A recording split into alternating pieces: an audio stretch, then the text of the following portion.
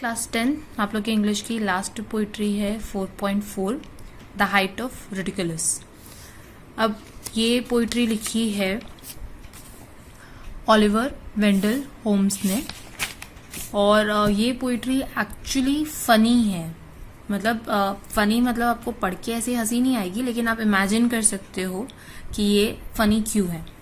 तो height of ridiculous मतलब होता है स्टुपिडिटी, जो चीज़ बिलीव ही नहीं कर सकते कोई इतना बेवकूफ़ हो सकता है।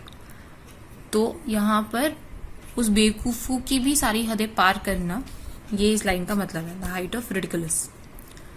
I wrote some line once on a time in a wondrous merry mood and thought as usual men would say they were exceeding good। तो अभी जो पोएट है वो बोल रहा है कि मैंने कुछ लाइंस लिखी थी। वंडरस मतलब हैप्पी, डिलाइटफुल, मैरी मतलब भी सेम है। तो यहाँ पर आप टोटोलॉजी वाला जो फिगर ऑफ स्पीच है वो यूज हुआ है कि वंडरस का मीनिंग भी सेम है, मैरी का मीनिंग भी सेम है, हैप्पी एंड डिलाइटफुल मूड में। And thought as usual men would say they were exceeding good. और राइटर ने लिखने के बाद सोचा कि जो भी इसको पढ़ेगा वही बोलेगा कि हाँ ये लाइन्स अच्छी है। एक्सीडिंग गुड मतलब अच्छी है, मतलब बेटर है, अच्छी है। They were so queer, so very queer, I laughed as I would die. तो वो जो लाइन्स राइटर ने लिखी थी वो इतनी स्ट्रेंज थी, बहुत ज़्यादा स्ट्रेंज थी। क्वेयर मतलब होता है स्ट्रेंज, अजीब थी, कि जब राइटर ने उसको पढ़ा तो वो इतनी जोर से हंसा। I laughed as I would die, मतलब हम बोलते हैं ना कि खुशी के मारे तो मर ही जाएंगे, तो वैसा टाइप का कि वो जब हंसा तो उसको लगा कि वो हंसने की वजह से कहीं वो मर ना जाए। मतलब एक्चुअली में नहीं मरने वाला था। हम लोग ये फ्रेज यूज करते हैं, इसलिए ये वाला फिगर ऑफ स्पीच क्या हो गया, हाइपरबली, मतलब अतिशयोक्ति। सच में कोई मरता नहीं है, बट हाँ मीनिंग क्लियर हो रहा है कि उसको बहुत ज्यादा हंसी आई उस लाइन्स को पढ़ने के बाद।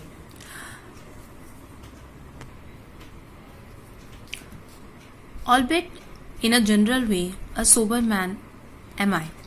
तो नॉर्मली, ऑलबेट मतलब दो, नॉर्मली जनरल वे में मैं कोई फनी इंसान नहीं हूँ। मैं एक सोबर और सीरियस टाइप का इंसान हूँ। मतलब मैं कोई फनी लाइंस नहीं लिखता हूँ, ऐसा पोएट बोल रहे हैं। बट उस टाइम पे उन्होंने कुछ फनी लाइंस लिख दी थी क्योंकि वो हैप्पी मूड में थे। तो वो अपने आप को डिफाइन करके हुए बोलते हैं कि मैं ऐसा कोई फनी नहीं हूँ, मैं एक सीरियस और शांत रहने वाला गंभीर किस्म का इंसान हूँ। I called my servant and he came, how kind it was of him to mind a slender man like me, he of the mighty limb. तो अब उन्होंने अपने सर्वेंट को बुलाया, और बुलाया तो वो आ गया।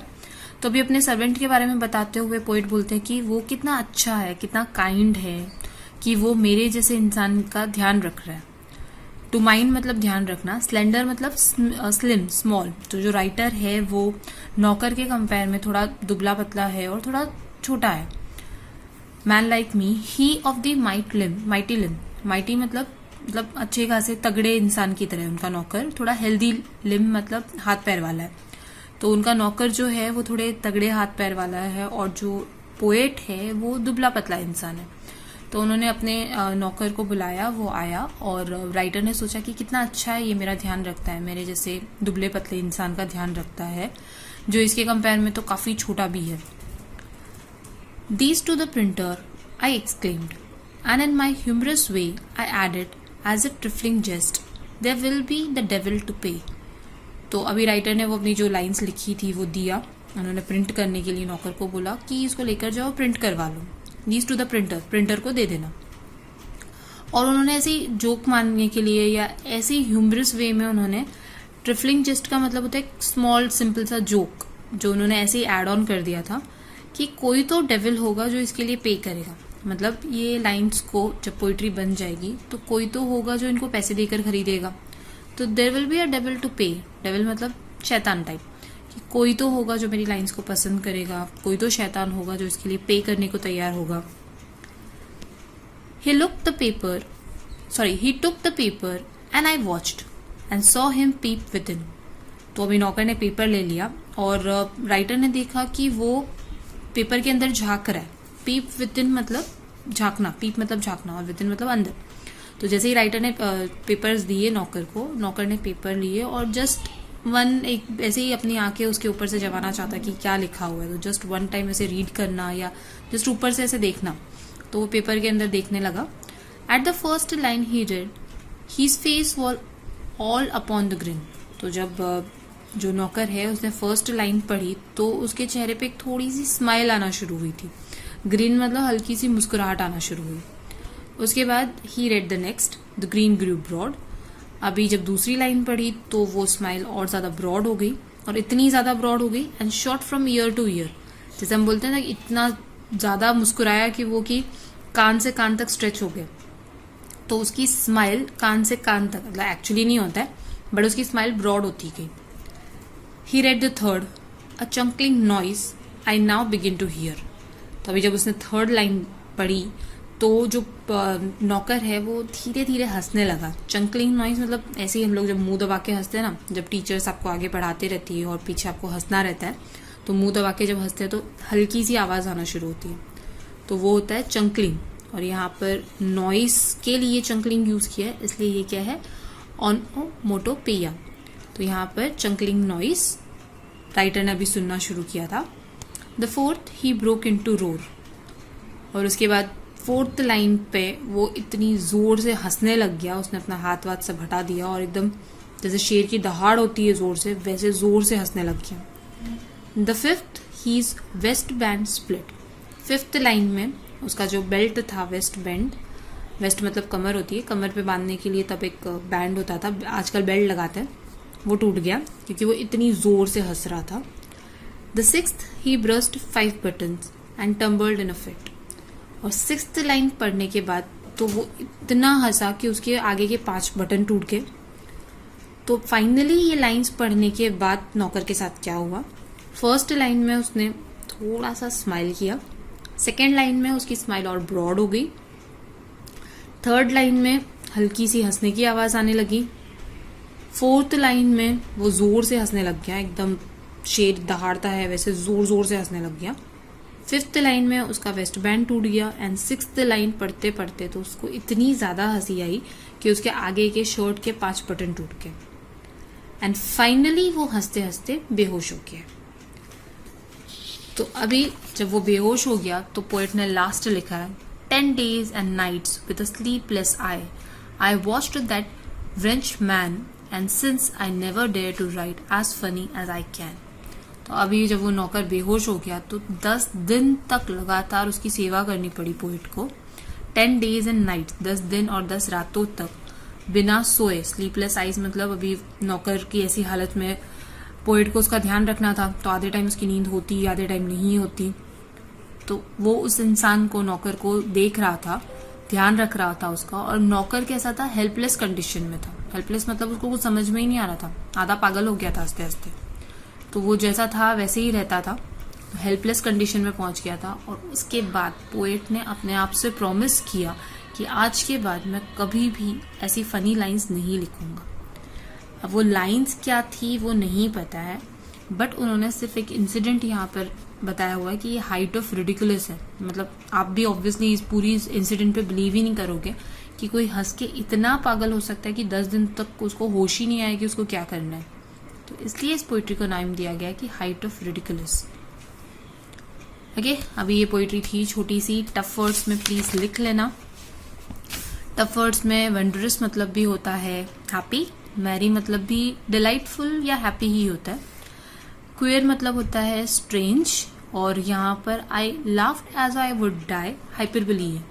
मतलब मीनिंग क्लियर हो रहा है कि वो बहुत जोर से हंसा, लेकिन वो सच में मरेगा थोड़ी हंस के, तो ये हाइपरबोली है. सोबर मतलब होता है सीरियस मूड वाला इंसान. अल्बाइट मतलब होता है 2 या नॉर्मली. स्लेंडर मतलब स्लिम स्मॉल. लिम्ब मतलब हाथ पैर को बोलते हैं, तो माइटी मतलब हेल्दी, हेल्दी हाथ पैर थे उसके. ट्रिफलिंग चेस्ट मतलब छोटा सा एक स्मॉल जोक, ऐसे ही फनी वे में कभी कभार हम बोल देते हैं ना, टोंट वगैरह. टोंट तो नहीं, बट जस्ट एक ह्यूमर ऐड करने के लिए हम कभी कभार जो चीजें बोलते हैं, जैसे यहाँ पर पोएट ने बोली थी, there will be the devil to pay. मतलब सच में कोई राक्षस आके थोड़ी पे करेगा. मतलब हो सकता है कि मेरी लाइंस किसी को पसंद आ जाए और कोई शैतान हो जो इसको खरीदना चाहता हो. पीप विद इन मतलब झांकना, और यहाँ पर पीप और विद इन दोनों का सेम मीनिंग है. पीप मतलब झांकना होता है, और अंदर विद इन मतलब अंदर, तो अंदर मतलब भी झांकना ही होता है. इसलिए यहाँ पर भी क्या आ जाएगा, टोटोलॉजी। चंकलिंग अभी बताया था, ओनोमोटोपोइया। ग्रिन मतलब स्माइल। वेस्ट बैंड यानी तो बेल्ट है। टम्बल्ड मतलब बेहोश हो जाना। रेस्ट मतलब यहाँ पर दिया हुआ है हेल्पलेस कंडीशन, तो नौकर की ऐसी कंडीशन हो गई थी कि उसको कुछ समझ में ही नहीं आ रहा था, वो खुद अपने आप की हेल्प कर ही नहीं पा रहा था। ठीक है, अभी आते हैं हम एक्सरसाइज पे। Find out the expression from the poet that indicates a funny moment. तो आपको इस पूरी पोइट्री में पढ़ने के बाद ऐसे कौन से मोमेंट्स लगे जिसपे आपको हंसी आई या बिलीव ही नहीं हो रहा था। एक तो first, I laughed as I would die, वो ऑलरेडी लिख के दिया हुआ है। सेकेंड, वो जो फनी इंसिडेंट चल रहा था ना, he broke in to roar, his waist band split, he burst 5 buttons off, ये सब फनी थी, मतलब यकीन भी नहीं हो रहा है बट पढ़ के थोड़ा हंसी तो आ रही थी। Then question number 2, order of sequence. तो सबसे पहले उसको ग्रिन, थोड़ी सी स्माइल आई, फिर ग्रिन ग्रू ब्रॉड, देन वो रोर हुआ, फिर उसने वेस्ट बैंड स्प्लिट हो गया, 5 बटन्स ऑफ हुए, एंड लास्ट में आया स्लीपलेस आइज। मतलब ये सब होने के बाद पोएट को रात भर जागना पड़ा, 10 रातों तक जागना पड़ा। तो ये सीक्वेंस है, first, second, third, fourth, fifth and sixth. And question number 3 में दिया हुआ है राइमिंग वर्ड्स, जो आपको पोएम से भी लिखने हैं और अपने मन से भी लिखने हैं। तो ईयर का राइमिंग वर्ड पोएम में दिया हुआ है here, with in, grin, man, can, split, fit, way, pay, him, limb, die, I, mood, good. और अपने मन से कुछ भी बना सकते हो। मैंने यहाँ पर डियर, सिन, फैन, लिट, से, डिम, शाय, फूड लिखा हुआ है। आप अपने मन से कुछ भी राइम वर्ड्स बना सकते हो इनके साथ में।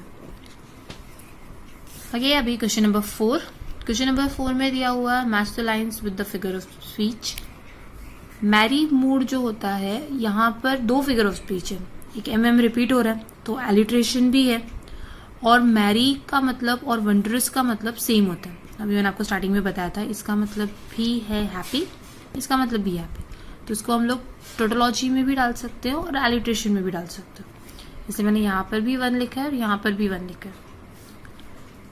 दे were so क्विर, so very क्विर, क्विर क्विर repeat हो रहा है, repetition. And so him peep within, peep within मतलब अंदर, पीप का मतलब भी सेम होता है, विद इन का मतलब भी सेम होता है, अंदर झांकना, tautology. The grin grew broad, G repeat हो रहा है, alliteration. And shot from year to year, year repeat हो रहा है तो इसको हम रिपीटेशन भी बोल सकते हैं। He broke in to roar, और ऊपर से ये जो and shot from year to ear, ये हाइपरबली भी है कि अब सच में थोड़ी ना हमारी स्माइल इतनी ब्रॉड हो जाती है कि कान से कान तक टच हो जाए, ऐसे हो जाएगा तो होठ ही कट जाएंगे। तो इसलिए इसको हाइपरबली में भी लिख सकते हैं, रिपीटेशन में भी लिख सकते हैं। He broke in to roar, roar आवाज को डिफाइन करती है, मतलब ये क्या है, onomatopoeia. 10 days and nights with a sleepless eye, ये ट्रांसफर इम्पिट है। ट्रांसफर इम्पिट मतलब होता है कि अपनी कोई चीज ट्रांसफर करना। स्लीपलेस आई, अभी वो पोएट रात भर नहीं सोया था तो उसने अपना जो इमोशन है या अपनी जो चीज है वो क्या बोला है, स्लीपलेस आई। आंखें थोड़ी ना ऐसे होता है कि आंखों को नींद नहीं आई, तो यहाँ पर उसने अपनी नींद को कहाँ ट्रांसफर कर दिया, आईज के ऊपर। तो 10 days and a night with a sleepless eye, इसलिए इसको ट्रांसफर इम्पिट बोलते हैं। अभी क्वेश्चन नंबर 6 है। क्वेश्चन नंबर 5 ग्रामर है पोएट्रिक डिवाइस का, वो हम साथ में ही करेंगे। क्वेश्चन नंबर 6 में आपको यहाँ पर कुछ राइमिंग वर्ड्स फिल करने थे जो ऑलरेडी नीचे दिए हुए हैं। We return home late one night, in the window they glowed a light, there glowed a light. Burglars was our very first thought. For defense, stick and stones we sought. Let's grab the loot and run, was uttered soft by someone.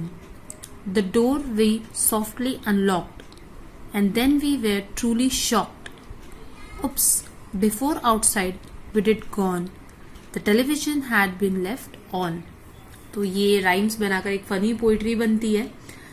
जब हम घर आए रात को late तो हमने देखा कि वहां पर लाइट जल रही है, ग्लो कर रही है, तो सबसे पहले दिमाग में आया कि कोई चोर होगा, फर्स्ट वी थॉट। उसके बाद हमने अपने डिफेंस के लिए, मतलब अपने को प्रोटेक्ट करने के लिए कि अगर चोर हुआ तो स्टिक्स और स्टोन्स ले लिया हाथ में, लकड़ी और पत्थर वत्थर उठा लिए। फिर हमने धीरे से आवाज सुनी, लेट्स ग्रैब द लूट एंड रन, कि फटाफट हम सामान पैक करते हैं तो भागते हैं यहाँ से। कोई तो सॉफ्टली बोल रहा था। तो हमने धीरे से दरवाजे को अनलॉक किया, लेकिन अनलॉक करने के बाद हम शॉक में आ गए। क्यों? क्योंकि अंदर कोई चोर नहीं था, हम लोग ने टीवी को ऑन रख दिया था। तो ये एक फनी टाइप पोइट्री बनी ये सब राइम्स डालने के बाद। तो आज का लेक्चर फिलहाल के लिए इतना ही, क्योंकि छोटी सी पोइट्री थी, बहुत जल्दी खत्म हो गई है। तो इसके साथ मैं आप लोगों को सारी पोइट्रीज का एप्रिसिएशन सेंड कर रही हूँ जो लिख के रखना है। एंड नेक्स्ट लेक्चर में हम लोग जितने भी पोइट्रिक डिवाइस है वो सारी चीज़ें कंप्लीट कर लेंगे।